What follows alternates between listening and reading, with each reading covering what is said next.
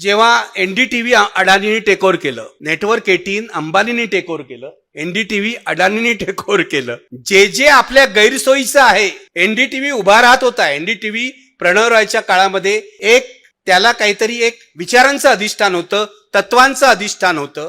आपल्याला पटणारं असेल नसेल, पण होतं ते अधिष्ठान. जे जे तत्वांच्या आधारे, विचारांच्या आधारे, पत्रकारितेशी असलेल्या बांधिलकीच्या आधारे आपल्याला विरोध करतायत, त्या सगळ्यांना संपवून टाका.